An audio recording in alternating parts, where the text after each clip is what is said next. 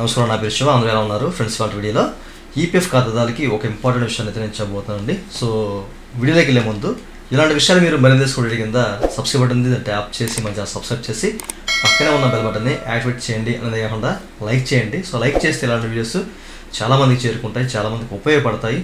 So please like.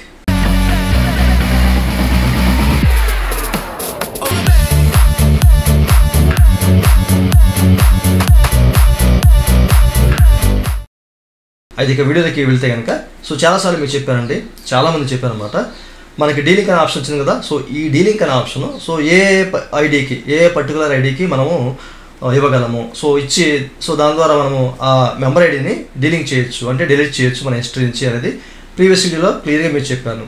So చాలామంది నన్ను contact అయ్యారు. సో చాలా విషయాలు అయితే చెప్పారు. అలాగే చాలామందికి ఒక విషయాన్ని కూడా చెప్పాను అనమాట. ఓకే, సో ఇప్పుడు ఈ యొక్క డీలింక్ అనే ఆప్షన్ అసలు ఎవరికి వర్తిస్తుంది ప్రస్తుతం ఉన్న సిచ్యువేషన్లో అంటే కనుక, సో ఎవరికైతే మెంబర్ ఐడి అనేది మనకు అసలు లేకుండా క్రియేట్ అయినా కానివ్వండి, లేకపోతే మనము జస్ట్ ఆన్ బోర్డ్ అయ్యి లేకపోతే సెలెక్ట్ అయ్యి సో దాన్ని మనం వద్దనుకొని, అంటే ఆఫర్ని వద్దనుకొని ఎగ్జిట్ అయిపోతాం కదా. సో అట్లాంటి సందర్భంలో మనకి కనుక మన యూఏఎన్కి ఏదైనా ఒక మెంబర్ ఐడి అనేది జనరేట్ అయితే కనుక సో దాన్ని మనము డీలింక్ చేసుకోవచ్చు. బట్ ఇందులో కాంట్రిబ్యూషన్ జరిగిందనుకోండి, మనం ఏం చేయలేం. అయితే ఇక్కడ చాలామందికి ఒక కన్సర్న్ ఉంది. సో అదేంటంటే, ఓకే అంటే నా కన్సర్న్ లేకుండా, సో నా ప్రేమేం లేకుండా, అలాగే నేను జస్ట్ నాకు ఆఫర్ వచ్చి దాన్ని ఎగ్జిట్ అయిపోయినా కానీ ఇంటెన్షనల్గా ఇచ్చారు అమౌంట్ అనేది అందులో కాంట్రిబ్యూషన్ చేశారు. ఒక 2 months తర్వాత, 1 month తర్వాత, లేదా సేమ్ టైం అదే మంత్తో సో కాంట్రిబ్యూట్ చేశారు. సో ఇప్పుడు మనకి అది డీలింక్ అవ్వదు. ప్రజెంట్ ఉన్న ఎస్ఓపి ప్రకారం ఏంటంటే అది డీలింక్ అవ్వదు.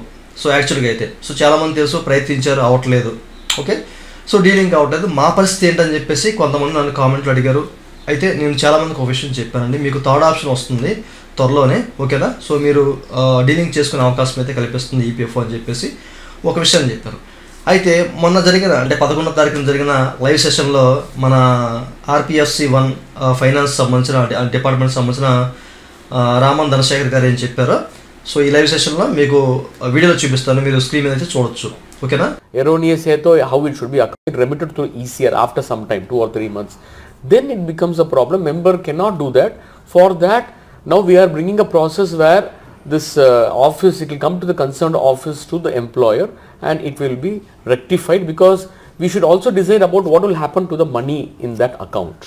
Erroneous hai to how it should be accounted. So that also we are looking into it, and a circular will be issued very soon on that. But as of today, wherever contributions are not there, members themselves can log in into the member portal, and any erroneous such cases they can delink.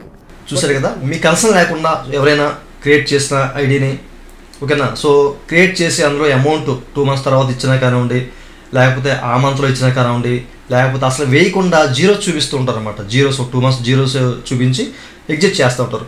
అట్లాంటి సందర్భంలో అట్లాంటి particular member ఐడికి so dealing చేసుకునే అవకాశం అయితే త్వరలో కల్పించే chance అయితే ఉన్నట్లుగా నేనైతే చెప్తున్నాను. ఎందుకంటే దీని మీద ఒక కొత్త సర్క్యులర్, అంటే ఏదైనా ఒక ఎస్ఓపి అనేది రిలీజ్ చేసే అవకాశం ఉంది, త్వరలోనే రిలీజ్ చేస్తామని చెప్పేసి కూడా క్లియర్గా చెప్పారు. మీరు చూశారు కదా, విన్నారు కదా, ఓకేనా.